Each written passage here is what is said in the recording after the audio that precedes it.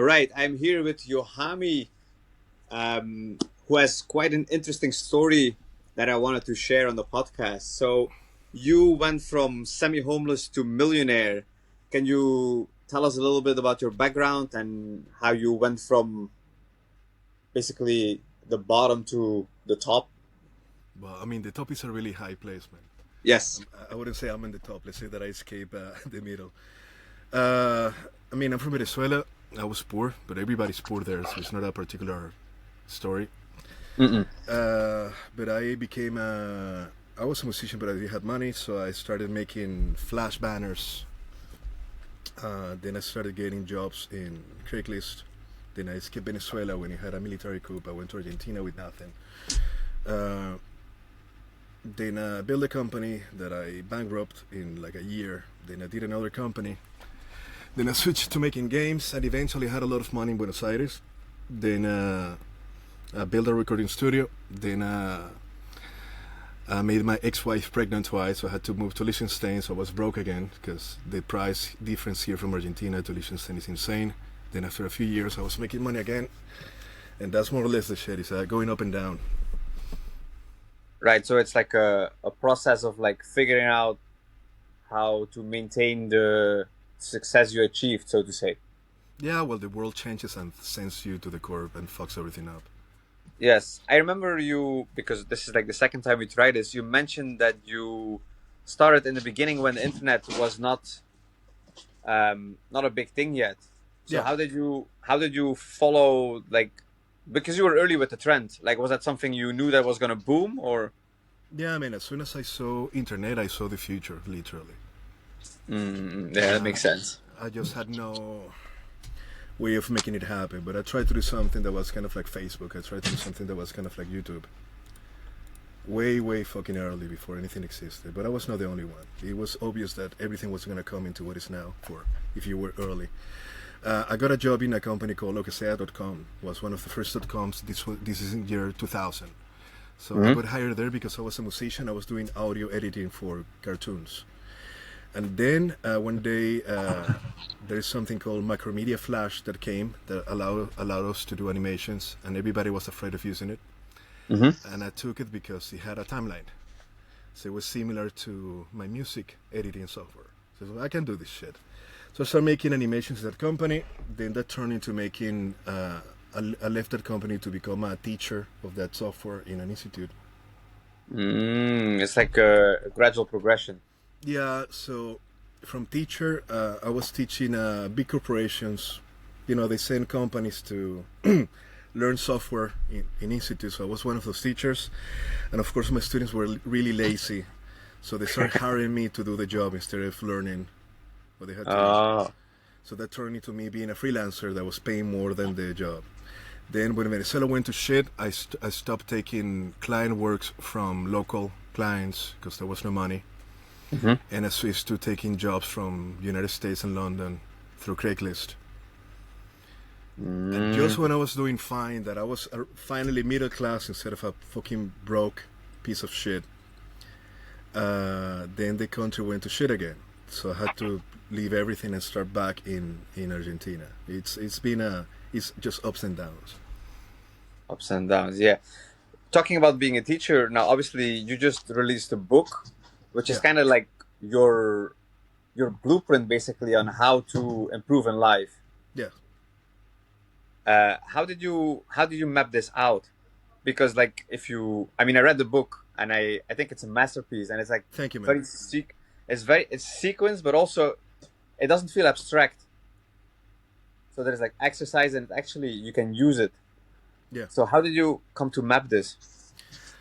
I mean, it's a long fucking story short. So before I did anything, from 16 to 21, more or less, I was a complete artistic omega, writing poetry, doing Zen meditation, and trying to figure out what the fuck is reality.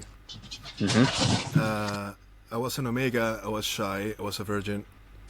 I would fall in love with girls that I would look at from the distance, and all of that was really fucking real. So of course I was reading Nietzsche and Castaneda and Krishnamurti and Camus and Sartre. And all those fucking Omega folks that were validating my point of view of a society that is from the outside looking in, something you're never gonna belong to. But there was a point. I was writing a book. I was writing a book about reality. It was called Punto Zen. It was like a spiritual core with reality really based on Zen. And basically, I was gonna write that book and release it before I killed myself because I couldn't live in this world. That was my Omega reality. So like, I'm gonna write this book. I'm gonna put it out. It's like my love letter to the world. Why everything you're doing is stupid, and I'm better because I'm Omega, right? Like a niche manifesto. But then I had to drop down on the side because I was too horny to be an Omega. I knew there was something wrong in what I was doing, but not because what I was saying or seeing was wrong, but it cannot be the answer. The Omega cannot be the answer. So I went back into reality. I tried to become a man, and from the outside looking in, the man archetype seemed to be the beta, that didn't have a name for them. I didn't see the beta. I saw the hero rescuing the princess. So there's a princess in a castle, and then you take the quest and you prove your worth. You become a good man. I was a beta, but I didn't know that was a beta.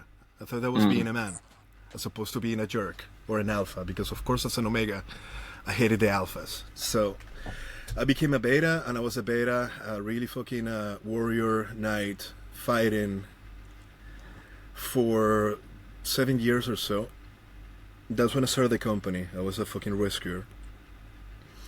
And that trance got interrupted when I found game in 2006 or 7, just at the beginning. Sorry, and to become a beta, I had to abandon the Omega. So basically, it was a different person, different identity. So that got interrupted. Then I was a beta. Then I found game, and I was in the same fucking process again. To switch, I validated doing game that the game is true, and if game is true, what I'm doing is incorrect. It was the same fucking process again, because if it works. If women actually find the player behavior attractive, then my map of reality is incorrect. Even though it feels true, because you're in the fucking frame, it feels completely true. Yes. But how come it doesn't work? How come I cannot find a single fucking woman that likes the beta? So what is happening, right?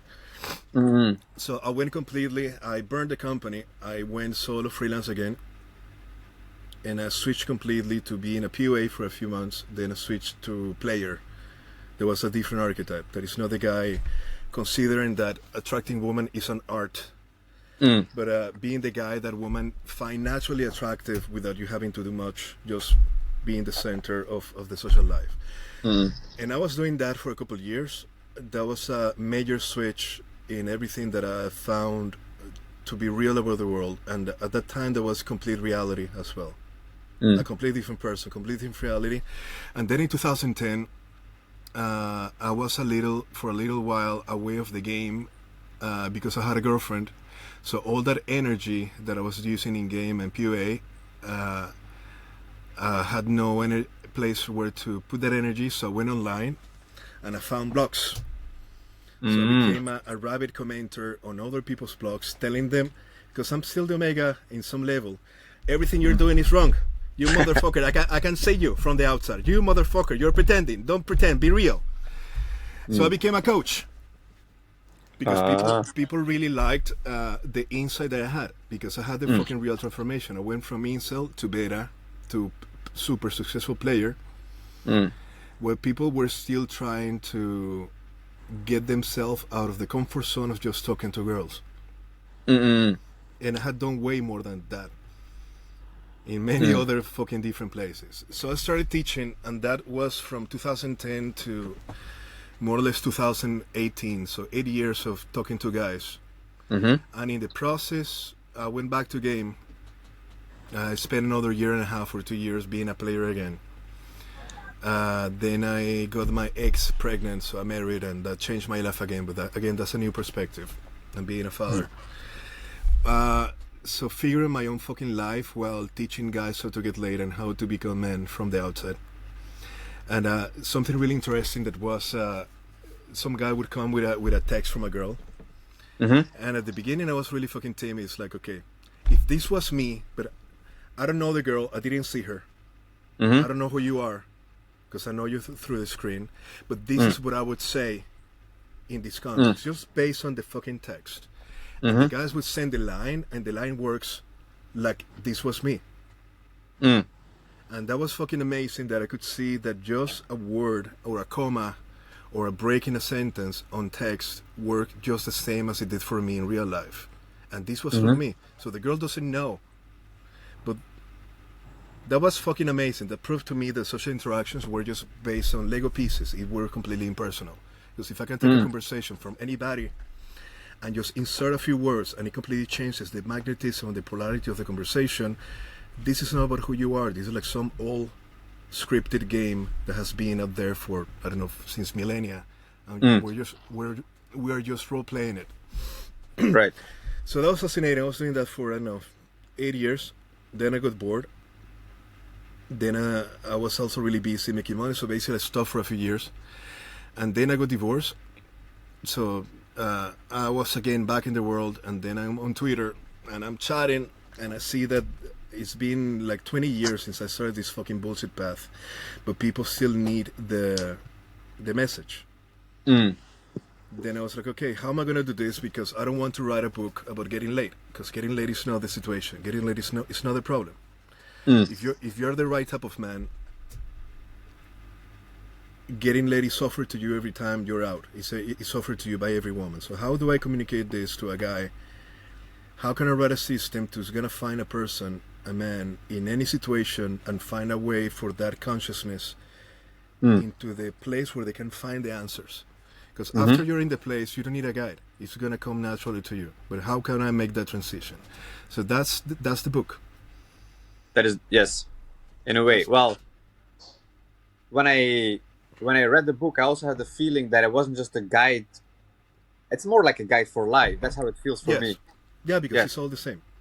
It's all the same. It's like you said, like the way you interact with the world is the way you interact with women, or was something like that, right? Yeah, your relationship with your own mind is your relationship with women. Oh, that was it. Yes, correct. How you Yes. treat yourself is how people treat you. Which sounds stupid until you understand how true it is. It sounds stupid, but that is the truth. How you treat yourself is how the world treats you. The process that is in your mind is the process that you have with the world. In specific with your mind, the way you interact with your mind is how women are going to treat you. Yes. Because it's all made of the same. Yeah, it's kind of similar to saying like the world is a mirror. Similar. Correct. Yes. When before we talked about like having the same I think viewpoint there was the word you used, and that two things can be true at the same time. So for example, when I lose a fight, I think, oh, I can learn from this. But other fighters, when they lose a fight, they think, oh, I suck at this. It's basically the no mind running wild. Yeah. How did you figure out that the two minds could exist, or like one could like run over the other one? Yeah, so it goes in steps. So the first shit was in the back of my mind for the last 20 years or so. I knew that at some point I had to go back to my spiritual knowledge that I had sidelined, because there was truth in it. Mm-hmm. The part that was not true and that seemed incompatible is that how the fuck are you going to be spiritual and be in the world when the world is full of shit? So I had learned to be in the world by being all the mechanics of the alpha archetype and the NTG and the mechanics of reality, and that looks completely banal and unnecessary and ridiculous when you're in the more spiritual current of the world. Because you go in the more spiritual side, and it just dissolves all this bullshit, and all this bullshit doesn't make any fucking sense. We're playing a ridiculous game. There is artificial. It doesn't make sense. It's a piece of shit. Can we just fucking stop playing all this bullshit? It doesn't make sense. So I had that in the sides. I didn't have it integrated. But after my divorce, and then of course I had another fucking bankruptcy like 3 years ago. That was not my fault. I was making a lot of money on Snapchat, making games for Snapchat. I made like $2 million making games for Snapchat. And I spent all that money making another game that was called Bulletville, because that game, when it went out, my plan was to make like $10 million a month. So I was like going for greatness.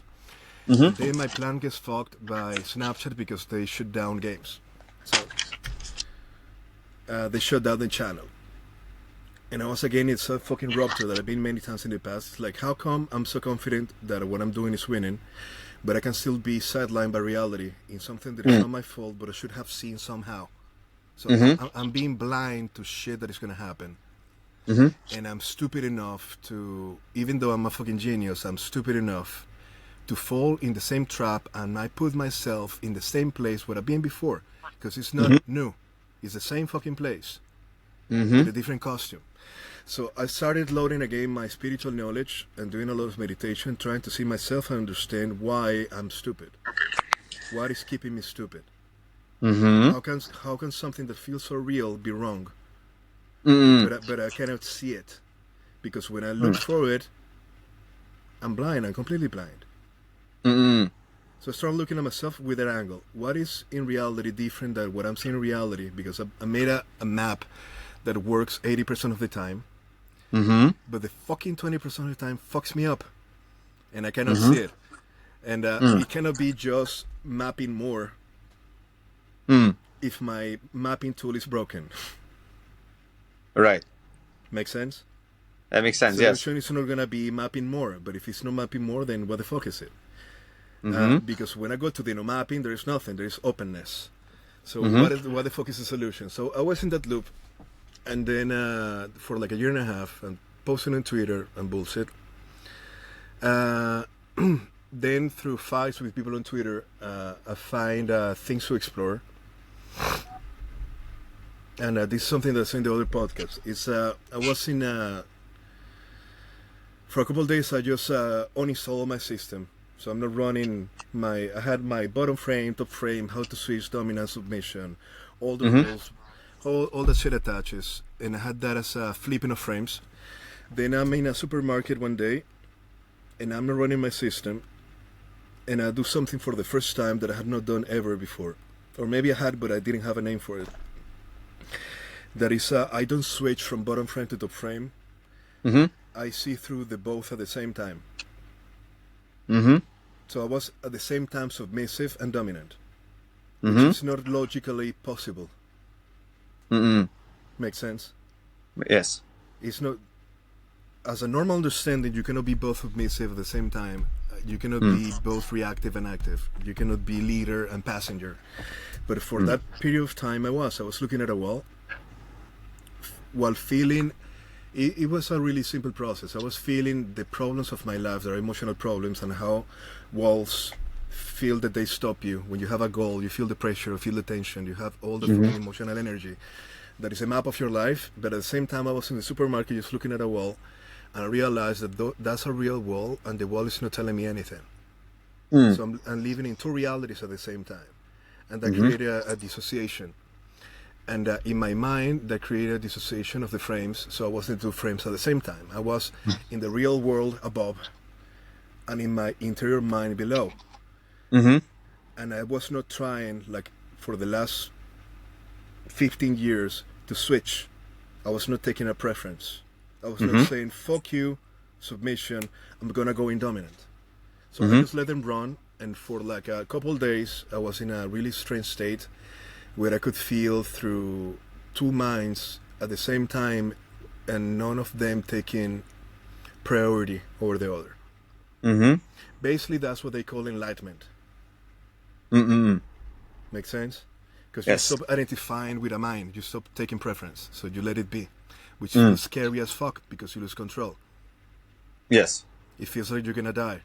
So I was dead for a couple days, posting on Twitter like a fucking maniac, and people saying, "What the fuck are you talking about? Yohami is taking mushrooms." It's like, because I didn't have words for this shit. I didn't have any fucking word for this. Because I was talking about frame before, I was calling this the bottom frame mind and the top frame mind. I know that was a lie, but I was making notes for myself for the future to understand what the fuck I was talking about and how to come back to it. So this was, I kept exploring this for like another 8 months, and what this allowed me to do was to find the missing pieces to connect the spiritual shit that I knew before and this mundane superficiality of actual life that is where we actually live most of the time, and what it creates. First, what the fuck is a frame? Because I had a really problem with people telling them where the frame is. Mm. It's like a somatic experience. How do you explain somebody that doesn't know dominance how to be dominant? Because you tell them be more dominant, and they go more like, eh. Yes. It's like, no, yes. dude, it's not that. It's the opposite. It's the opposite direction. Yes. It's like this. No, that's submission. It's they don't know. They don't know how to challenge dominance. Mm. So how to channel a friend, how to use it, where to put it, how do you put it in, how do you put it back, what is the cost of putting a frame. I mapped the shit in and out, and then it was the time where I had to write the book. So I wrote the book. Mm-hmm. So that's the answer, more or less. It's interesting how you like use the wall as like that would like make the light bulb switch, so to say. It's magical, man, because when you're in the no mind, what I call the no mind, you're dealing with wells. Your life is a experience of wells. You react against things. You try not even to take opportunities until you're forced to react into them. So being in the no mind is a well experience.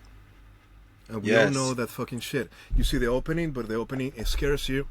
So if you don't have enough dominance or enough Q mind to go towards it, you find yourself a way to trap yourself into action.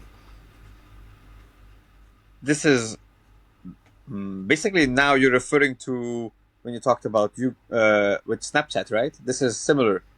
No, in my case, I have it in the book. I have a mix of a pusher. Uh-huh. I am so strong that I can survive not listening to reality, which is good, but it's bad. Mm-mm. I can avoid reality, and I can be dominant enough that I find a way that people start following me. Mm-hmm. But I cannot be listening to reality in the meantime, because if I listen to reality in my previous system, that would turn me submissive. Mm-hmm. Because now I listen to feedback while I'm doing. Mm-hmm. And the feedback is not going to be compatible with what I want until I'm done. So what's the fucking function of feedback? So I just cancel feedback, and I just keep going. And eventually, I win the lottery. So it's a mixture of a gambler. My configuration is a mixture of gambler and pusher. I never lose. I just keep going. Which is amazing until I fuck it up. Makes sense. That's the 20%. That's the 20% where I kept losing. I was like, what the fuck is happening? I mean, something is wrong in my map. Yeah, I forgot the trail of what I was saying, but I had a configuration of pusher and gambler where I could not take feedback without going into submission because I had this as a switch. I didn't have the full map of how the shit works. What was the question? Sorry, did I answer the question? I don't know what the fuck was. I remember because you talked about the no mind basically forcing you into action, and I thought you were linking it to the time that Snapchat. Yeah, no. I for a long time I never been in a reactive state. I'm always making my choices, but in a way where I block feedback, which is another trap. What normal people do, the normal state for most men, you live in the no mind, that is a dreaming mind, so you don't have enough dominance or initiative to take the risk. But you know you have to do it. But you're asking something outside of you to give you the energy or the permission. And if it doesn't happen, you manufacture. You create a story where you're forced to do it. You force yourself to do it. You get disciplined, right? You find something strong to react against. So you're using reactive energy to move forward, which is better than dying. Right. But it's not strong enough. It's not as strong as initiating for no reason. Like an extreme version of that is like David Goggins. David Goggins is the maximum pusher. He's worse than me, of course. Yeah. He's very bad. He scares the shit out of me, but that's what he's trying to do. He's trying to break you by example. Yes. That's a pusher. That's a fucking pusher incarnation. But it's a reaction. It's a reaction. You can see he's loading all the positive, negative energy that the world's not even giving him anymore to move himself forward. He has to manufacture hate against himself. So he could be right now, man, the alpha, being loved by everybody, but that's a reality where he cannot live in. He needs to be hated. So he's running self-hate in his mind. motherfucking pushy, yeah, my fucking haters, and that's his energy that then he transforms into positive action. It's Yeah, yeah, it's I don't know. I always found it hard to relate to him because he was so extreme. But the title of his book is like "Can't Hurt Me," I think. And yeah, every time I hear somebody mention it, I say, "Yeah, you can't hurt him because he's too busy hurting himself." yeah. The joke is now nobody wants to hurt him. Everyone wants to love him, but he Yeah, cannot take it. he cannot take it. Yeah. Because that's the shit with every fucking incomplete pass. That was also my same problem, and I hope that I'm wise enough to not keep repeating the bullshit. Because the thing is, when you take a really hard position in the system, it's going to work. Everything is going to work. So the omega that I had was working, and if I had continued being an omega, I would have transformed myself into a niche, into one of those very famous intellectuals that hate the world. You find enough things to validate the system that you don't understand that it's not working until you're far enough. It's the same for beta. As a beta, I was able to work to make a company. I moved countries. I had a girlfriend. I had relationships. I had the company. I had employees. I was making money. Everything works until you get to a fucking breaking point where you're forced to exit. And being a player was the same. I went from being a fucking incel to banging 200 then 300 chicks. Mm-hmm. I had everything that I thought needed, but I was empty as fuck. Mm. It's like going extremes. Yes, because I'm a fucking extremist. So you proceed further enough in an archetype, thinking that's gonna be the solution, and then you find out that the map is incomplete. Then you're in the same point again, like what the fuck is everything? You're forced. This fucking game, dude, is gonna force you to go back. It doesn't let you out. It's Right. magical. It doesn't let you out. The only out you have is inaction, Right. which, if you actually take it, is one of the paths. It's Yes. funny. If you actually take the inaction, that is one of the paths. You're gonna find it. So the best thing you can do if you actually want to evade all the fucking pain and creation of this game we're playing is to get really fucking lost and confused. And go one little to one direction, one little to another direction, go one little to a direction to avoid the pain. But that's also gonna be a hell. So we're all in this together doing the same bullshit, man.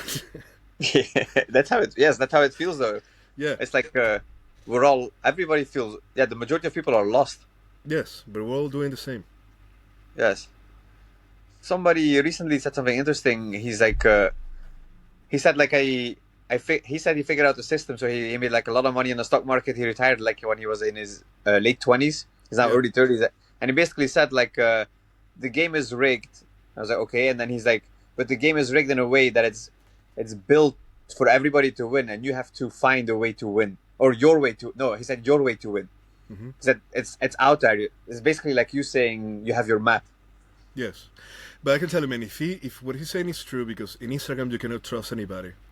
If it's true, let's say that it's true. Let's be generous. He's not a scammer. He actually found a way to make a lot of money. He retired at 23. He's gonna be suicidal in 5 years. Well, I mean, I met him in real life. He's an alcoholic and a drug. He uses a lot of drugs, so I don't think. That's what I'm telling you. So you're on point. Yeah, because that's a trap. When you have that thought process, you're in a trap. Oh, that's how is that? Wait, I'm trying to like reflect on it while you said it. But how do you see this as a trap? Permanence. Oh, That's trap number one. That's what fucks everything up. Is permanence, because permanence is fear. right. Your desire to win is your fear to lose. Then you're gonna say, "I won," but now you want to make it permanent, and now you fucked it up forever, because nothing is permanent. Everything's gonna be taken away. You need to be strong enough that everything is taken away, and it doesn't matter. But you're strong enough to do it again, knowing that it's gonna be taken away. So you have to do it for the process. Yes. It has to be true. So that's why I say when he said that he retired at 24, believe me, dude, women are gonna cheat on him. So what's his excuse now? Yes. Because life doesn't stop. Yes. Life doesn't stop. Whatever he thought he won, actually what he did, he unlocked the next room in the game. And the game is fucking brutal. He's gonna lose everything. And if he cannot lose everything in financial terms, he's going to lose everything in emotional terms. Why is he going to lose everything? Because he's attached in permanence, which means he's not acting in reality anymore. He's not perceiving reality. He thinks that he won a dream, and he thinks that this still frame of the dream is forever. It's no motherfucker. The time that you put it in, it's already being taken out. It's being replaced by a new frame, and you're not prepared because you think you made it. So you're fucked. Because the trap is the same for everybody, you see? Yes. Yeah. It's like the same like a fighter that wins a fight and then he thinks he's on top of the world, stops training and loses. Yeah, it's like McGregor when he wins. Everything is true. He's the winner today. Yes. You're not prepared for what's coming. It's not that what's coming is bad, but it's not this. Right. Because tomorrow you have diarrhea. Tomorrow your girlfriend, your wife, forgets that you're the champion of the world, and for her today you're just a 40 guy in the underwear in the living room. You're not McGregor the winner. You're a 40 smelly fucker in the living room, and she's gonna treat you like a 40 nasty motherfucker, but you're still clinging to the fucking winner of the fight. Now you have to reconcile reality. So what happened with your permanent win? And this is just a very small detail, but life is gonna throw way harder shit at you. So you cannot be permanent and be here, because this is the game of impermanence. It's a different game. Yes. If you look at it the flip side, because most people that have a win or like multiple wins, they become very overconfident and eventually it becomes their downfall. But some people have the opposite, where maybe they have the wrong map, or they didn't expect it, or the country, like something happens in their country and they lose everything. Yeah. But when the people that are there are more prone to thinking that it's permanent than somebody that had the win, no? Yeah, I mean, I have that in the book. If you remember, that's the danger with ambivalence and then the sinker. Yes. I didn't mention that before. There is a way to win this game that you win by losing, and that's a game that you can always win. You bet against the good. So you become a form of inversion. So basically, you take every natural desire that we have in the human archetype, that is not us, but it's what we exist through. It's a lens, but it's a really fucking strong lens that is hard to detach because it's dying. You take every want, every beauty, every aspiration, everything that is correct, and you bet against. You can never lose, because you can always find something that is going to validate that bet. So you grow, you win by losing. You bet against the best in humanity, and then all it takes is some really bad person doing something horrible, and you validate that you're winning. So you're betting against the system. It's like a constant, the shit that they do in trade. It's a shorting. You're shorting humanity. You're shorting humanity. You're shorting yourself, and you can never bet that lose. You can never lose that game, because your energy wants to be happy. As long as you're alive, you have an unlimited amount of energy. Every day it gets renewed. Every time you eat, every time you sleep, every time you have sex, your body produces positive energy to bet again, to win. But then you use that energy to bet against. So you're transmuting positive energy negative, and then you get validation when you lose.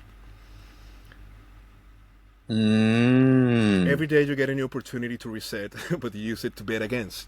And that's a bet that you cannot lose, because there's always going to be shit in the world, because this is a shitty place.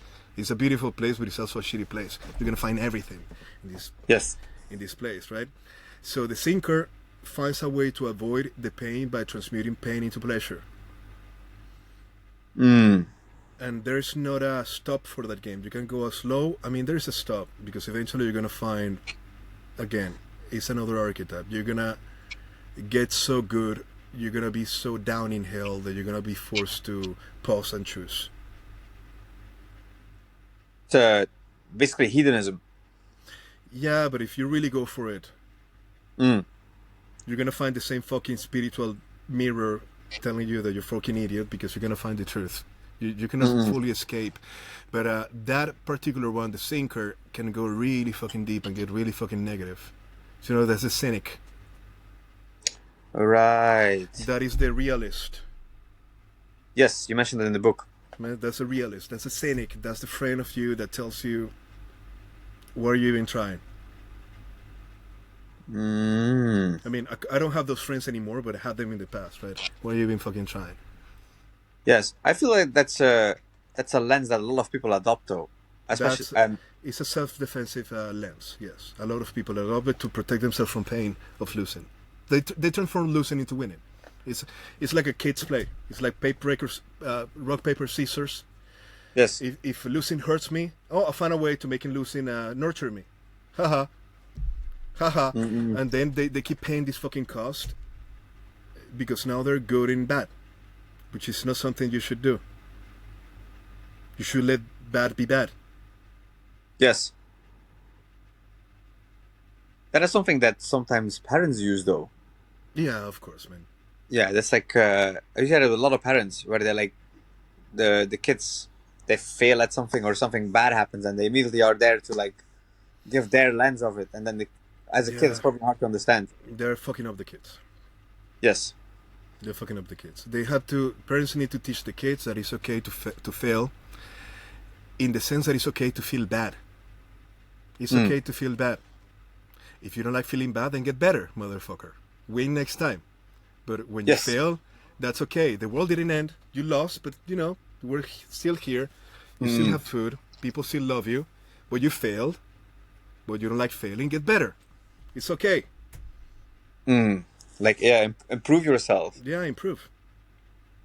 Is you being a father, is that something that helped you develop this book, or was most of it already? I had to learn it. I had to learn it before writing the book. Yeah. So like being a father, like is it like something that changed you completely? Because you hear a lot of men say that, like that their view of the world. It changes you completely. It's a lens. It's not you. It's you through a lens, and you cannot do it before you do it. Mm. It's like all the fucking lenses, man. I had done this before in the past. I already knew it, and I thought that I had done it when my ex got pregnant, and then of course I'm seeing the belly. Shit is changing inside of me. Priorities change. Everything is changing. But something happened when I carried my first daughter for the first time. That I thought that I had done.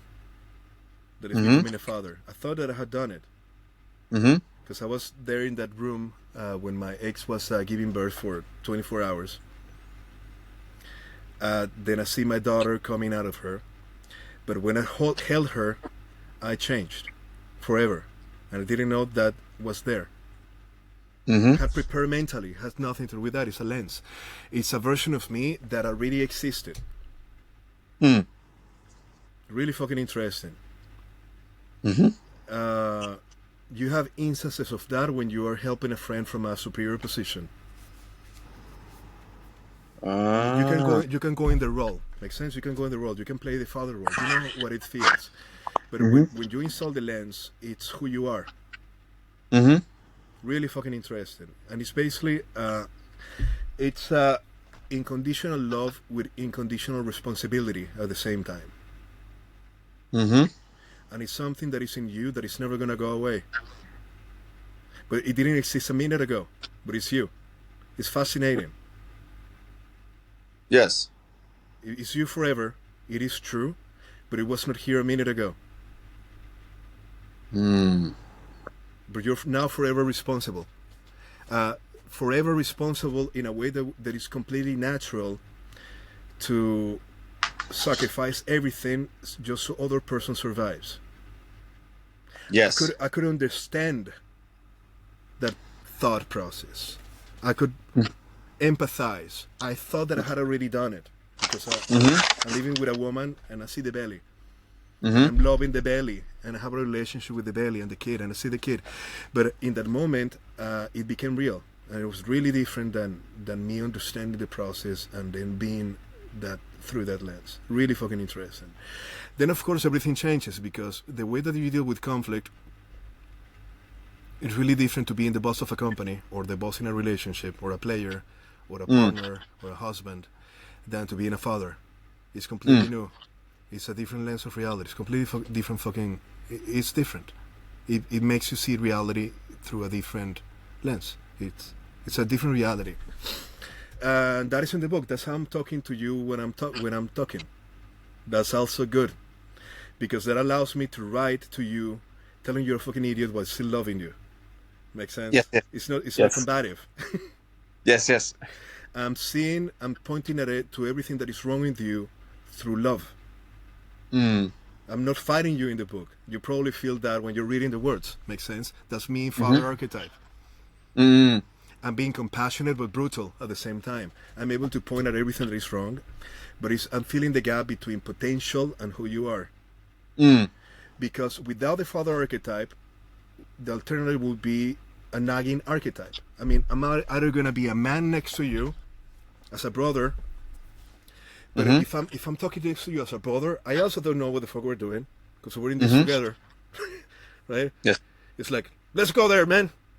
Where? I don't Mm-mm. know. There, to the mountain. We're gonna find. I don't. Pussy. I don't know. Money.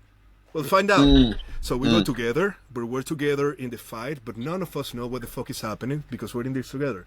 The Mm. father archetype allows you to map it without being there with you, but it's with you in a different way.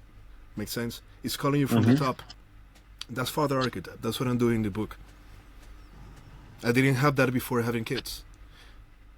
Didn't you develop that a little bit, like as a teacher? Because, for example, I'm a freelance extracurriculum teacher, so I teach like after Yeah. school international schools, Yeah.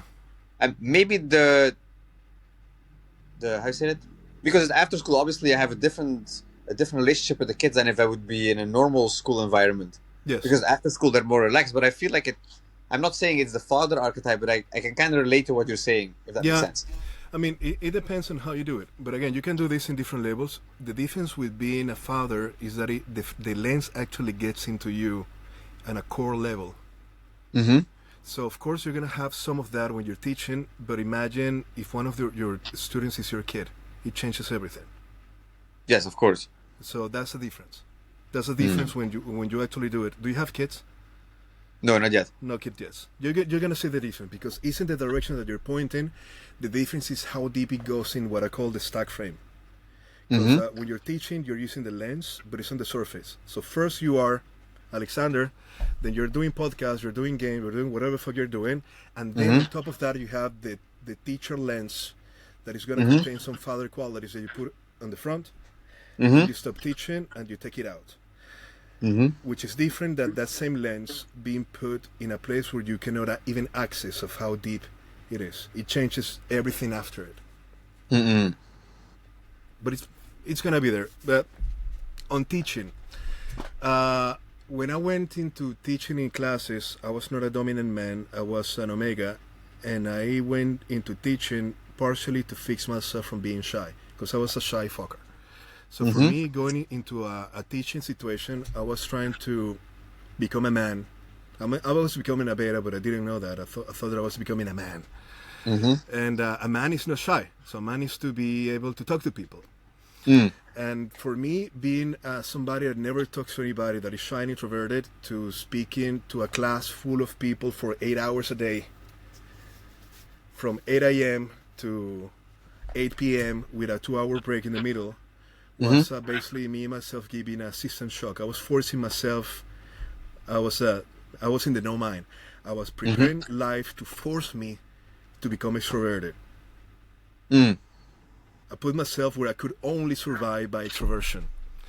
But Right. in that place, what I did was I was a really good teacher, but looking back, I was more in the caring side. Mm-hmm.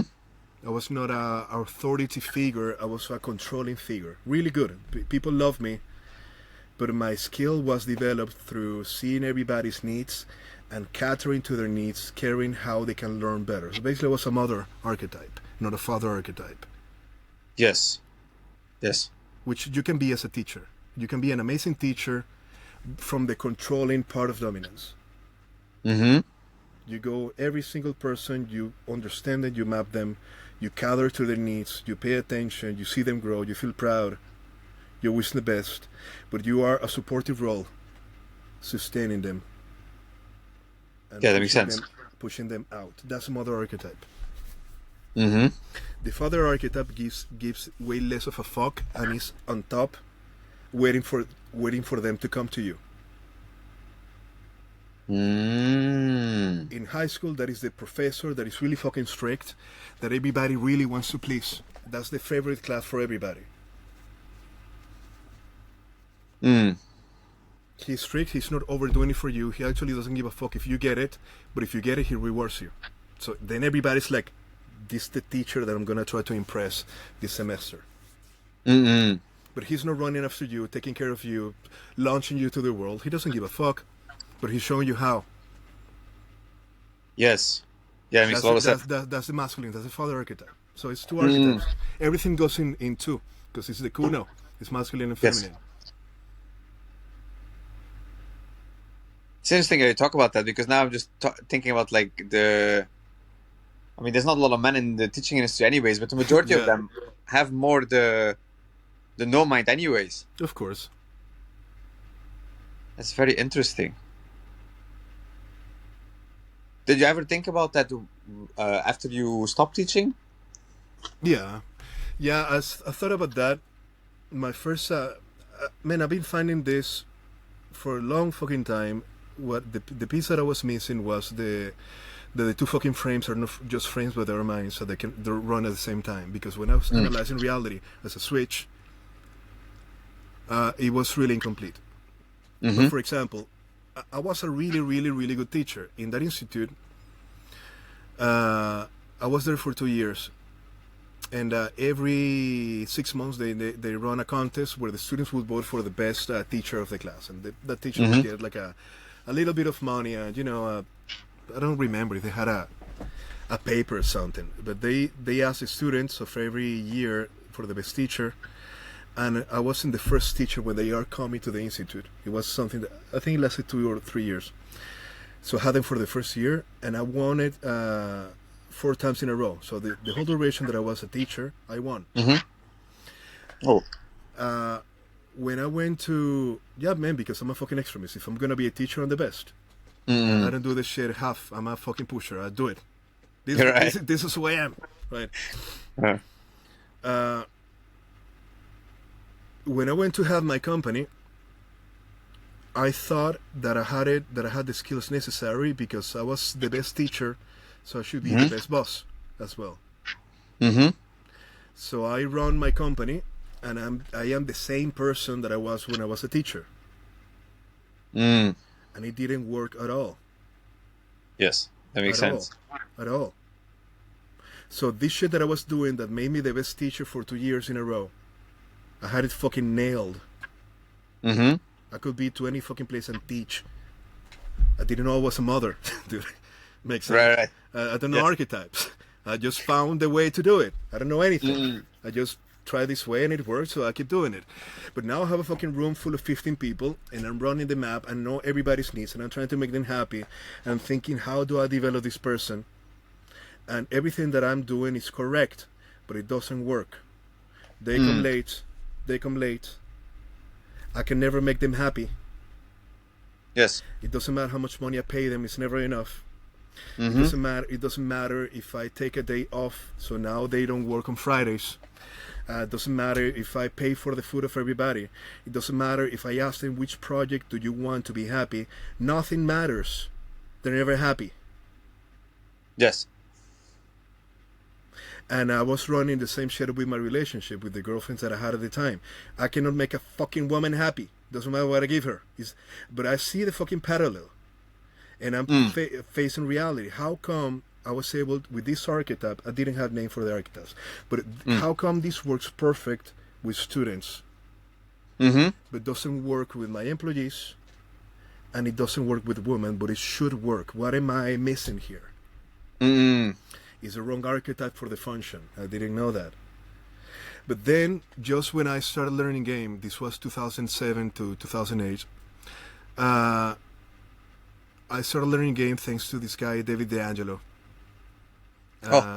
You know David D'Angelo? Cocky Funny? I know it. I know his name. Yes. Cocky Funny. Cocky Funny. W Dating was the name of the book. So I'm I'm reading W Dating, and I'm like, this is outrageous. It's like the manual how to be a jerk, which I hate. But I hate because as an Omega, I hated jerks all my fucking life. I hated alphas. Then, of course, I'm in love with girls that they keep telling me that those alphas are nasty. So, of course, I hate the fucking jerks. But then I'm reading this fucking manual, how to be a jerk. And it's everything that I am not. How can this stupid bullshit be effective? It cannot be. Cannot be. This is everything that I'm against. But then I started trying the fucking lines of W Dating online. I was in OkCupid and Plenty of Fish and Love Happens. This is way before Tinder, man, because I'm an old guy. And every fucking time, dude, that I type the fucking stupid lines from the PUAs, the girls are like, ha ha ha ha, and there's a flirting. It's like, motherfucker, piece of shit. Then I start by experimenting. I start trying the same approach in the office. I switched from being a caring, sweet guy to being cocky and funny. And dude, in a moment, the vibe in the office gets better, and I don't understand why. I'm being a jerk, but my employees like it. So the women like it, the employees like it.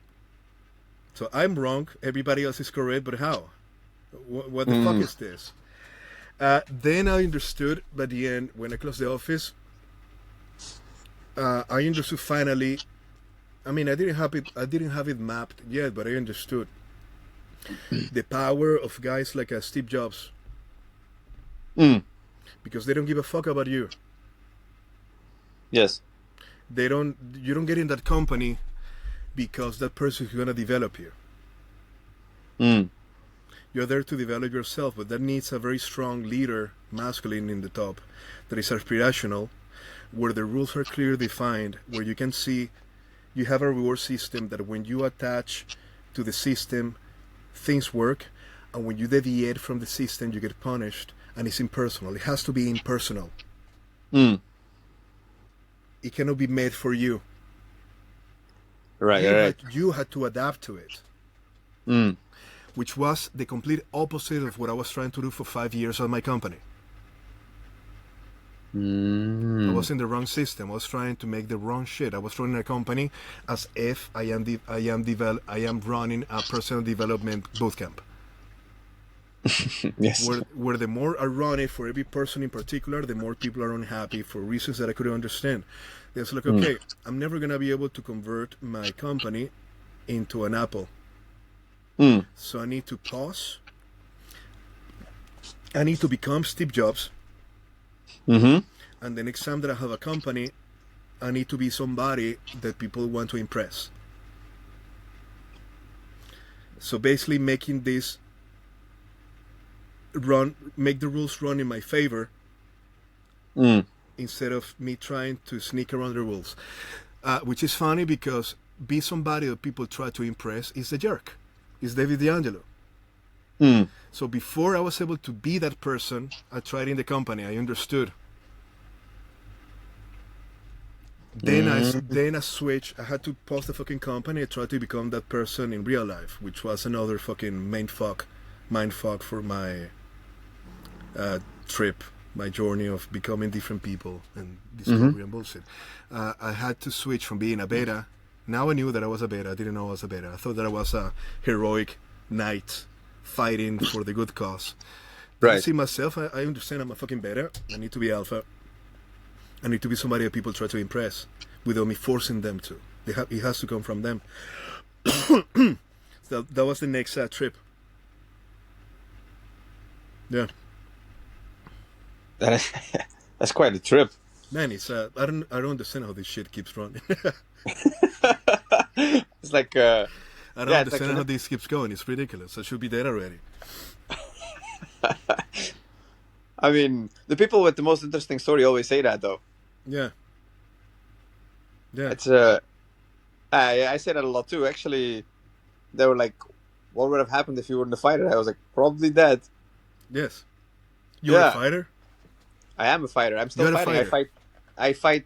What did I say? Wednesday. I fight Friday. What are you fighting? What do you do? Muay Thai boxing. Ah, really nice, man. Yeah, it's cool. Really good. that I actually want to bring this up because in the book you talk about you hold on. It was like you have realist, cynic. You basically give like definitions, and the world is like Yeah. we map it out of how things should be. But I also feel like when you, for example, when you talk about like jobs or like example fighting, the world has mapped out something, and people accept it as it is. Like for example, when it comes to fighters, I go to 9 out of 10 fighters and ask them like, "How's your financial situation?" And be like, "Oh, I'm poor," and then they'll be like, "It's normal because I'm a fighter." It's like, "Oh, They you fucked. put yourself in. Yes. Yes. You They put took the yourself offer. there." Yes, they took the offer. They took the offer and they accepted it, and they just keep running it, and Yes. it's very interesting. That's what I'm saying. With the sinker, there's no way. It's if a good opportunity comes, when you're in that frame, you're even gonna fight the opportunity. Mm-hmm. Because if you come to one of the guys and you show them how they can be making money and boxing, they're gonna fight the opening. Yes, It's crazy. But it's you don't have to be poor and fight. no, You don't have to be poor true. to fight. Yeah. It's true. That that kind of brings me to in the book you talk about. So you have circles and you have ladders, Yes. and then your circle could give you ladders. Yes. But in our current world, obviously everything is changing fast. If you, I talked about this with the QNO bot actually. It's like if I talk about, for example, living in Thailand, for me this Mhm. is the perfect circle for my Muay Thai career. Yes. But if I talk about making money, this is the worst place. Maybe not the worst place, but definitely one of the worst places on the planet to make money. Because Go some both direction, man. Are you in Thailand now? yes, I live here. I've been in here for 6 years. Oh man, you're completely in it, Muay Thai. Yes, That's amazing. What is the plan? I mean, what do you want to happen? What's the I mean, best obviously, case scenario? Obviously, number one in the world, but what do you see in? What is the path ahead? I mean, world champion. Aside from that, I want to be full time online nutrition coach. Nice. So that's something that I'm developing Very good. trying to develop on the side now. Yeah, very good. Yes. So this year I was like, my main goal is like retire from teaching. Okay, so you're teaching. What are you teaching? I mean, I teach skills. I teach like public speaking. I teach creative writing. So that's the after school. Man, That you're I fucking teach. boxer, nutrition, and public writing, and public speaking. Okay, I see. No, man. I mean, you're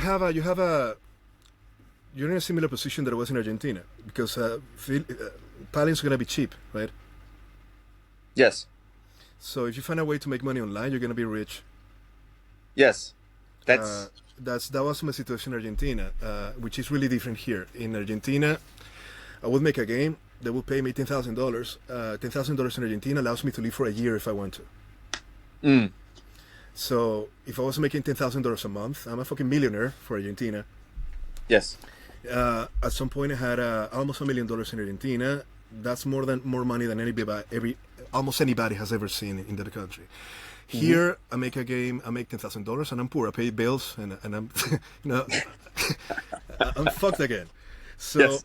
that's a good situation if you're in Thailand, because you have a path to making money for local currency that allows you to be rich better and faster than if you were in a more expensive place.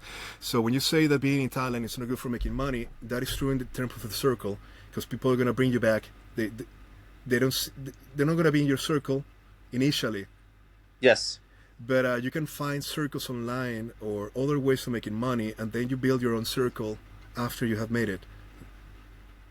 So Yes. it's going to be a limitation at the beginning, but it's going to be a plus after, because you're going to be a rock star way faster and sooner than if you were in a more expensive place. So everything has pros and cons. So Yeah, that's basically the point what I was trying to get to is like Yeah. with the internet now, the how to say it? There's almost no limit anymore. yeah, there's no limit. There is no limit. But I feel like there is, but there is not. Well, Yeah. yes. I mean, there's more opportunities than, for example, that Correct. our grandparents had. Yes. But now with the online game, I don't know how you feel about it, but I feel like it's almost like, especially with like Instagram, it's like Instagram almost rewards like, yeah, retarded content at this point. It's like if you're not an influencer, they don't push you that much. Yeah, Have man. you I seen mean, that? yeah, I mean, it's everywhere the same. The ladders are corrupted. Yes. So I think the only ladders that are actually working is sports. So really good that you are in Muay Thai. Really good. Hmm. I mean, you cannot fucking fake. I mean, you can, but you know how disgraceful that is. If you rig a fight, you're gonna feel that fucking stench in your soul for the rest of your life. If you go and lose or win, and it's not based on merit. So when you get Yes. in a proper ladder, it's a spiritual process, and you feel it. Yeah. You feel it, and it's the same that I was saying about the archetype of the father in a system, because the system has more value than your preferences, and that is the value. Mm. It gives you a straight line to walk through, to walk forward, and to get better. And that's amazing. Hmm. That's the amazing spiritual quality of the ladder. It purifies you. It gives you a path to purification. Hmm. Yes. But in the fucking world, all that is corrupted. So all we have is sports, martial arts. Maybe in some professions where competence actually matters. But the more money there is in a system, the more corrupt it gets, until it completely dilutes Yes. competence. It just fucking disappears. And Mm. then the circles take over, and then you get to be above or below, not because of competence, but because of who you know. So that is the corruption of the ladder. Mm. And the problem is that the people running the system are corrupted. So Instagram is going to have an algorithm that rewards being in the circle and not being in the ladder. Yes. And it's going to Correct. be the same for X. It's going to be the same probably for TikTok, even though I'm not doing that much there. It's for sure the same as YouTube. That's because the people running those systems, they are above, because the circle, not the ladder. Mm. It's going to be the same situation with VC, venture capital, with banking, with loans, with fame, with Hollywood. It's all Yes. corruption of the ladder by the circle. So your competence, your excellence is unrewarded and even punished, because the circle can see you as a threat. Because if they can see that you could surpass them in the ladder, they want to suppress you, because that is a threat to the circle. Right. And basically all the fucks need to die. Mm. Not necessarily physically, but that corruption has to go away. That's one of my goals in life. Because somehow I didn't die yet, Yeah. and I have nothing else to do. I take my mission of purifying the fucking circle that we're in and purify the world from corruption. So that's where I'm going. That's why there is a book now, and I just keep going until something actually stops me, or nothing does. We'll see what the fuck happens. That's actually that's actually amazing idea. I love it. Maybe there's a third book coming, because you have a second book already. Yeah, well, the second book is Yeah. kind of like the first book. It's just compilation. Yes. It's like a compilation. Yes. Yeah, man, but the circle and the ladders both have a place, and the ladders are corrupted, and that is not okay. So it's my mission. Fuck corruption, dude. Yeah. No, I agree on that, and it's everywhere. Yeah, it's everything. Yes. And it's up to you, like, either you bend to this or you don't exist. So, like you were saying, you need to be a fucking influencer. To be an influencer, that should be amazing. But if this was not corrupted, what should happen is everybody becomes an influencer, and then you have an algorithm that ranks the influence based on how people feel about it or the use. But that's not what the algorithm is going to do. What the algorithm is going to do in Instagram is reward fakeness. Mm. Yes. So, okay, I have to be an influencer. What do I need to fake now? Yes. They offer you the That's- corruption up front, right? Yes. Fuck them with a fucking porcupine. I cannot say fuck them enough, dude. At the same time, I had to find a way, because I want my system to go mainstream, to make it mainstream without faking it. Yes. And of course, now I have to spend money, because if the algorithm is not going to pick me, I need to pay to win. Yes. I need to find openings to not get in the corruption of the system. It's interesting. It's a different game. Yes, I remember you posted on X about that you wanted to publish the book, and you tried to contact publishers, and that it wasn't even possible. Yeah, man, it's always the same. So, do you know this guy that is called Mark Manson? Yeah, I know who he is. The subtle art of not giving a fuck. Correct. So the funny shit is that he was writing. He had a blog at the same time that I had a blog. Uh-huh. When we started, so 2009. Mm-hmm. For me, he was just another fucking guy in the manosphere posting bullshit. Yes. But for some reason, he got really popular really fast. So I was getting like 50 views in my blog. He was getting a million views in his blog. I didn't know why. Mm-hmm. I still don't know why, but because the world is corrupted, there are no ladders, there's going to be some shenanigans in the background. Makes sense? Yes. Something that is not exposed was happening. But I saw him getting famous. I'm like, okay, I commented a couple times in his blog, but we're like 15 guys posting, man. This is the early days. These when people had blogs, right? Then he published something called Models that was competing with somebody else published about this. Man, this is before Roger had Rational Mallet. This is ancient history. This is back when Real Social Dynamics were posting everything in YouTube. And Owen was a skinny fucker. I don't know if you know who Owen is. Yeah, I know who he is. Tyler, he was a skinny fucker with a high-pitched voice. Dude, this is so many years ago. But the point is that Mark Manson, he published a book, he makes money, then he makes, like a couple years later, I think that I was married by this time or in the process, he published The Subtle Art of Not Giving a Fuck, and he lands a major publisher, and he goes to sell, 26 million copies. Of course, this is running in my mind because that could have been me somehow. Right? That could have been me because I was one of those guys. That's a path that I didn't take back then. So now that I have the book, I'm thinking, okay, so of all the opportunities that I didn't take in my life before, because this was another version of me, like many others that I didn't take, because I chose back then to double down on music. Then, of course, for music, I need to double down on making games, because that's what's paying the bills. So it's a fucking laugh of trade-off, and one of them is writing books. But I'm not a fucking POA. I don't want to write books about picking up women. I do that for fun. This is not my fucking identity. So anyway, he got a publisher, this I forget the name, Harper's or something like that, and that made a mega $1 million, many millions of dollars of publishing deal. Somebody tells me, hey dude, you should do this, and I already know the circle is corrupted, man. I already know because I was in the VC trying to get money from venture capital for 2 years for a new startup that I have, and everything's corrupted. And in the back of my mind, it's like I already know I'm gonna go to those folks. I know those fucking people, but I'm gonna try anyway. I'm gonna try because I'm bouncing against a wall that is not there. I didn't try, so what the fuck do I know? So yes, I go to the websites of the publishers, and of course they don't have contact forms. You cannot talk to them.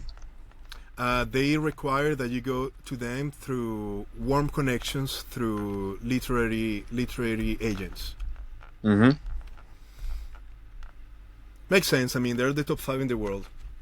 If I write in a very high humidity email, like I'm gonna do, hello, I wrote the best book in existence, which is actually what I do, because I'm a cocky bastard. Yes. They're gonna see who the fuck is this guy and delete it before they read it. So okay, I'll go through a literary agent. So then I pull the top 100 literary agencies in the world. So I have 100 tabs open in Chrome. And I'm gonna write emails. Then I'm in each page of each agency, and they have each one of them. They have like 20 agents. So now I have 200 multiplied by 20. I suck at math, but that's a lot of people, right? And they don't have a contact form. So I am supposed to look at the system, dude. I am supposed to go agent by agent, read the profile, and understand what is the best agent that will be for my book. I need to read the person. So in their bio, they talk about the fucking childhood. Who am I as a person? And you need to guess whether is this a person that would like my book? Right. And then you're reading all the fucking bullshit. I started hating every fucking person, those fucking pricks, because I don't want them. Right, right. I'm being forced to take a middle person that is going to take 15% of my check. Mm-hmm. And this is being imposed by the publishing company that isn't going to listen Mm. to me until I steal a 15% cut from my own Mm-hmm. work. Mm. Because this person, the only thing they're going to do is talk to somebody once. Yes. But before I can talk to this person, I need to get to know them. Mm. So I need to qualify to this fucker that I don't actually give a fuck. So I'm reading the fucking profiles. I had a rabbit when I was a young kid, and that's when I learned to learn cooking books. Okay, cooking books, fuck you. Next one, Mm. next one, next one, next one, next one. Okay, this guy likes philosophy. Mm. Maybe he would like my book. So I Mm. scroll to the bottom of the page. This John is not receiving books at the moment. Mm. And I'm like, okay, so I'm being sent, like many other times in my life, to chase a funnel of qualification and devaluation for a system that is so corrupt that it's even fake. I'm Mm. being told where the opening is, but the opening is not here. Because those fucking agents, what actually happens is they have friends that write. That's how they ended up being literary agents. Because they're going to the same orgies. They're going to the same orgies and parties Mm. with their writing friends. Mm-hmm. And one of them becomes the friend's manager, and then starts leeching off the friends by being the promoter and just taking 15% cut of their friend's work. Mm. And then they all get together, and to get more prestige, to fuck more people in the conferences, they band together and they form a literary agency. Mm. Why the fuck is there incentive to receive my manuscript? Mm. You don't think there are enough writers in New York, dude? That's probably filled with them. Everybody's a fucking writer in New York. Yes. There's nobody that is not a writer in New York. Why would they receive my fucking manuscript from Liechtenstein? Mm. They don't give a fuck. It's the I same. understand. It's the same as the VC world. Don't you think they have enough friends in San Francisco to get money to? Mm. Why would they receive my fucking startup from Liechtenstein? Mm-mm. Can they fuck me in the ass? No, I'm too far. And I'm not heterosexual, so don't they have enough gay friends in San Francisco? Mm. People that could get a couple $1 million, and have a nice sound experience. Mm-mm. Why the fuck would they give money to me? Because I'm really good in the latter? Mm. You don't need to be excellent to make money when you're in the circle. Yes. Because Yeah, every yeah. year, in the startup world, every year, books are gonna be sold. Yes. Books are gonna be sold. Even if all the books are shit, books are gonna be sold. And the book that is gonna be sold the most is not the best book. That's It's correct. the book with the most marketing. Yes. And the best way that you can market a book is by doing something easy to digest but controversial. Yes. And that's not my book. No. Yeah. So I'm yes. never gonna get published. You understand? When you understand Yes. how the corruption works. Yes. Yes. I'm never gonna get published. I'm never gonna get an agent. But I did it anyway. I sent 2,000 emails. Damn. Because if I don't do it, I don't know. Because Yes. everything that I'm doing is correct, but in reality, it only takes one non-corrupted. Mm-mm. It only takes one. And sending 2,000 emails only takes me an afternoon. When I'm really fucking pissed, going agent after agent, telling fuck you, piece of bitch. Fuck you, fuck your childhood story, you degenerate. You like camels? You're gonna love my book. Because I like camels too. You piece of shit. This is my book. If you like camels, you're gonna love me. If not, fuck you, piece of shit. Sending emails, dude. Then Yeah. of course I start getting autoresponders, which is something else, dude. When you're applying for the joke of how the system is rigged. When you're applying for a literary agent, you're not allowed to send to more than 2. Oh. So you need to send it to one agent, wait until you get approved or rejected before you're allowed to write another agent from the same agency. You're not allowed to spam. Oh. Which, of course, that's a rule that I don't give a fuck about. I spam the shit out of all of them. It's not that I'm that stupid, but you're not allowed to. It's like nah. You don't do that, child. And then my emails start getting filled with autoresponders that say, "Thank you so much for your email, you dear writer. Thank you so much for trusting me with your baby, your literature, your book. Right. I will very carefully read everything that you have sent me, and I'll reply to you in 6 to 8 weeks." Oh God. Dude, that is a place that is there to kill you. Yes. It's there to kill you. It's there to trap every aspirant that actually is writing a book that is not in the corrupt circle, that is an actual writer, and is doing the system as is told. And this is a funnel to kill your spirit, because this leaves nothing on the table but corruption. Yes. Because this is going to break your spirit. Mm. And it's going to leave you in a vulnerable state where maybe getting yourself fucked by a publisher is the way to go. Because what else are you going to do? Because you can try for 2 years writing publishers, and all of them don't accept books, or you need to wait for 12 weeks. Then at 12 weeks they tell you, that you go number 2 agent of the website. So it's going to take you 2 years per website. Yes. Yeah. Just to be rejected. You're going to be so completely fucking broken after 200 rejections. I mean, this is like the day game of the professional world, right? So you get so fucking broken of rejection that eventually one says yes and you give your soul to this person. Fuck that. It's the same with what's the name of it again? Kindle. Yes.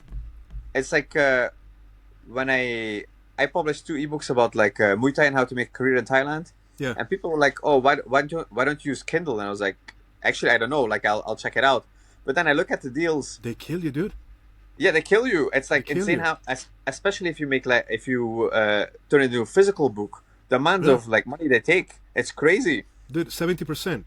If I Yes. I was gonna launch my book in Amazon. Then I was like, wait a second, what the fuck am I doing? Yeah, no. I am forced to sell it at $9, even though it's a system. It's not it's a book, but it's a system, so it has a premium price. But I am forced to sell it at $9, and from $9 I get 6. Yeah. And then if I want to increase the price from, I don't know, more premium price, 14, then Amazon takes 70% of royalties of my work. Yes. While doing no discovery, no promotion. You just take 70% of it. So I make less money selling the book at 14 than at 9. Yeah. It's upside down. And then I need to pay marketing, because of course there's no discovery on Amazon unless you're famous. So I need to pay marketing to send people to Amazon to give them users so they can take 70% of my work. It's like, everything is so fucked, dude.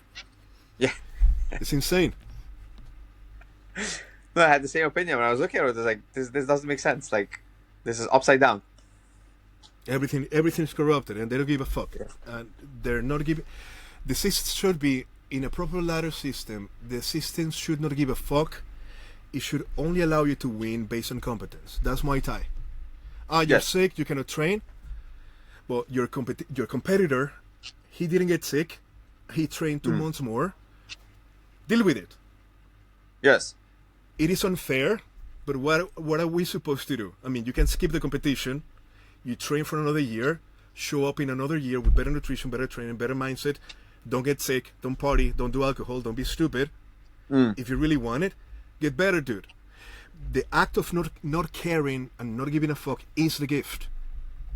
Yes. Is the gift. It forces you to be strong. In this fucking corrupted ladder, they don't care about competence. It's the same not caring. It's the same not giving a fuck.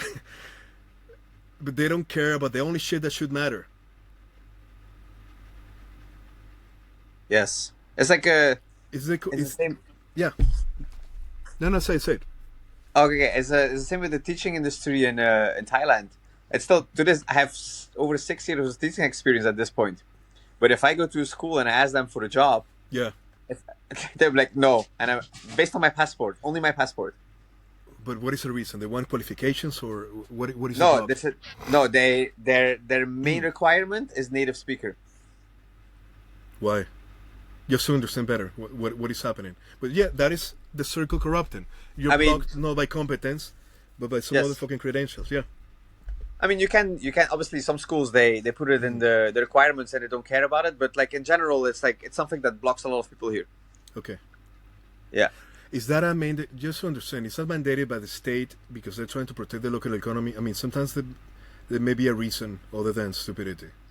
I think no, I think based on what I know, I think it's the stupidity because the school wants to present the teachers as we have native speakers. It's like a status thing.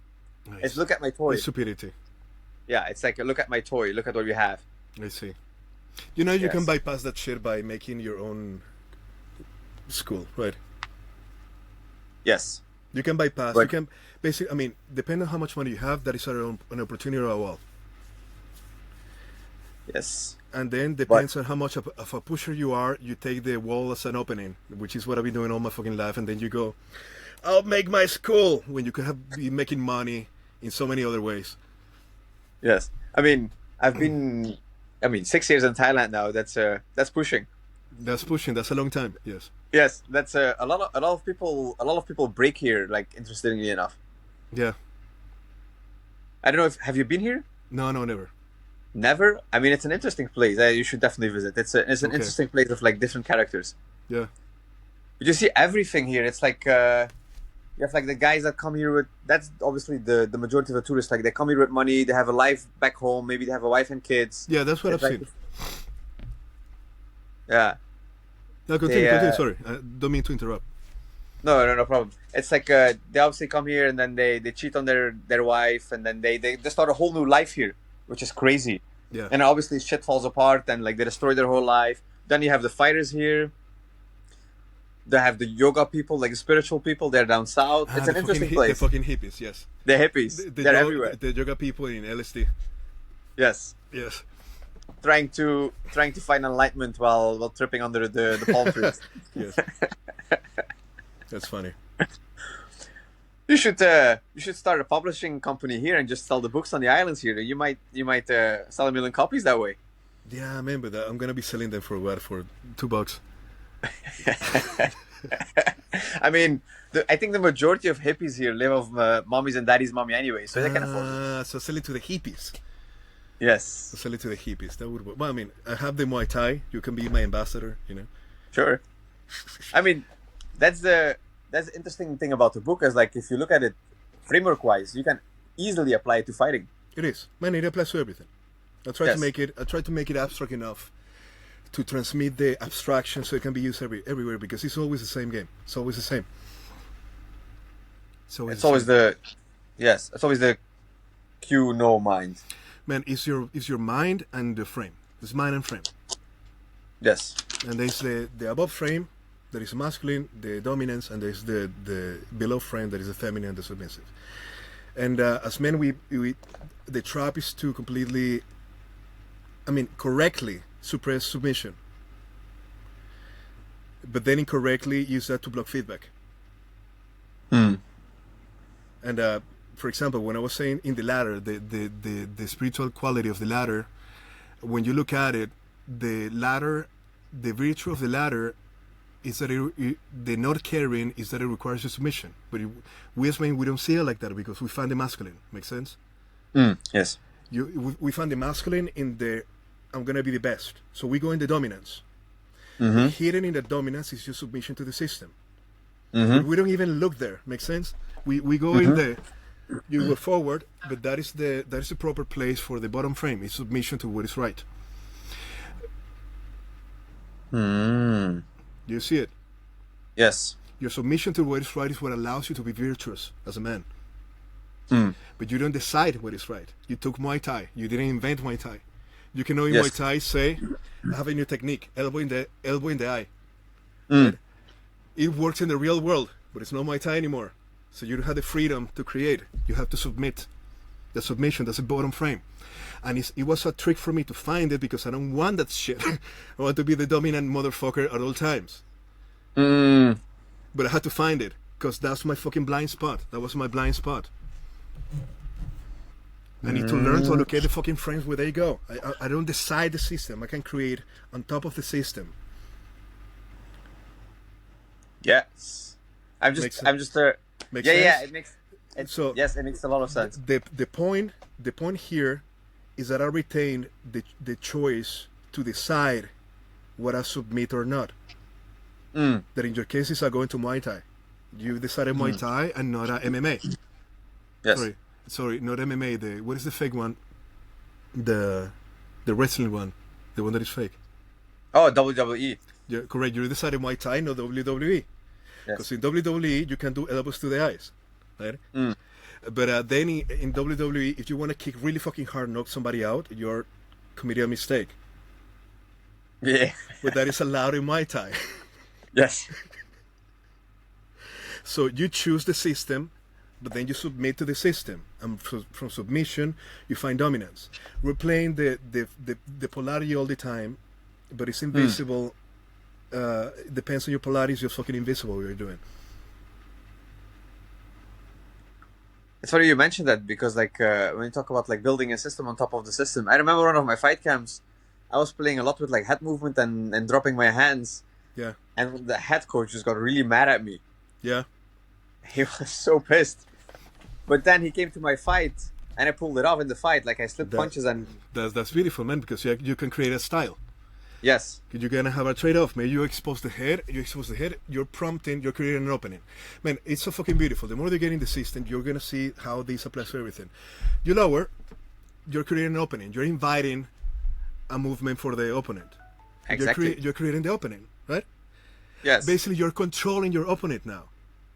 yes, And if you do this intentionally, or you know what is happening, you're prompting the attack of the guy. Basically, you turn your opponent into a puppet. So Yes. your weakness is a strength if you have a counter attack that is gonna use, because when the opponent attacks, you're creating an opening that is gonna be unprotected. And if you map this correctly, you're gonna fuck them up by being weak. So you create a style within the style, and that shit is beautiful, dude. That's exactly. amazing. It's a fucking amazing. Looking at the system and then looking the holes at the system, and then basically build upon the system is maybe better than saying beat the system. Yeah, you're being creative. That's in the book. Yes. That's the expression part. You're creating on top of the system. You're being great.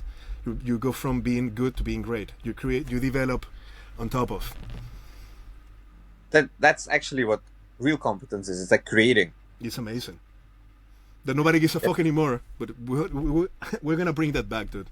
Because this world's it's a piece of shit. We need to clean the shit out of this place. It's like a lot of people they say this when it comes to Muay Thai, but I think that's about like everything now. It's like the game is gone. It's not. It can never be gone. This is why it can never be gone. Corruption doesn't create. That is true. Corruption requires something to corrupt. Mm-hmm. It's the same. The game is never gonna be over because it would die. Mm. Corruption always requires a virtue to flip it against it, to invert it. Mm-hmm. So it's the same that I was saying about the sinker at the beginning. Every day you get the same energy to do it again. It just happens that the sinker keeps choosing to sink. Mm. But the balance can never be lost because every day we start again. Mm-hmm. And the shit is with, you've seen this in fuck, the more closer you are to the ladder, the more you see it. You know when you see a fight and you recognize weakness in another fighter, you're getting inspired. Yes. That cannot be taken away. Mm. As long as we're humans, we're able to recognize weakness. Mm-hmm. The battle is not lost. Mm. We can revert the whole fucking shit. Yes. Because when you get a fighter, in martial arts and in sports it's super obvious, but this is true in every fucking stage of humanity. If you have a fighter that is famous because the daddy had money, he got to fight in the best clubs, and now he's part of this fucking team that they have really good fighters, but you also have this fucker, and then you have a kid from Thailand that raised I don't know, kicking coconuts, but he's real. You see both of them fighting. The rich kid from Silicon Valley you're gonna recognize that he's fake as soon as he's next to the kid from the Muay Thai, and there's no fucking doubt. There's no amount of money that can delete the impression. And after you see that somebody's fake, he's done. Mm-hmm. Because evil is weak. Yes. You just need the contrast, and it loses all power. So if we can get just enough great motherfuckers in the top, we flip the game, because they're not that strong, dude. That's a fair point. Makes sense? They're not that strong. Yes, yes. If you... We just need the contrast. Yes. I mean, if you think about, like, evil people in general, they're mostly very sneaky. They're never direct. Yeah. They have no power. They survive because there's no contrast. They manage to filter the shit out enough that there's no competition. But there's competition because they cannot take it. So we just have to bring it. And they have nothing. Yes. That's very interesting. We're always really close to winning.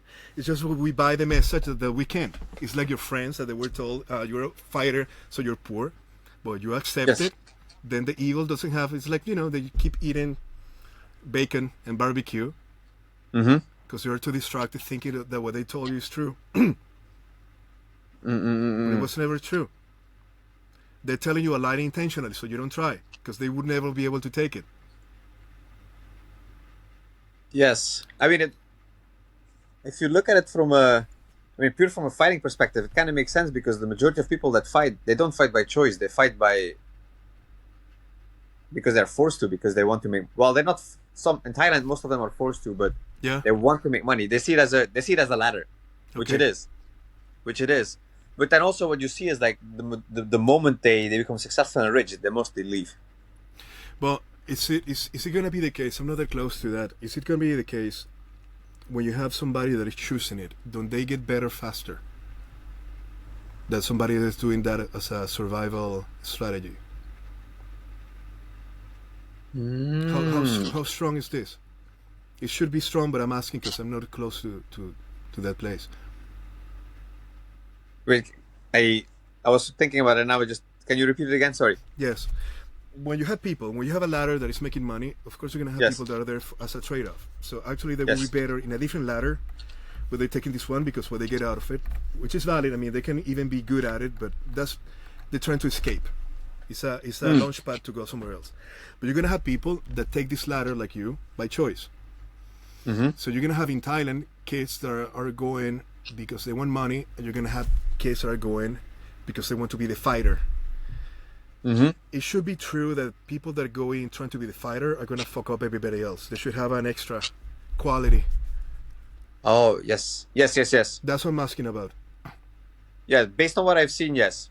Okay. The people that are going like that are mostly the more successful ones. Those are going to be the Ronaldos. The guys, the McGregors. They're going to be I have not seen you fight, but I'm guessing you have that quality. Yes. Because you had 6 years in Thailand, so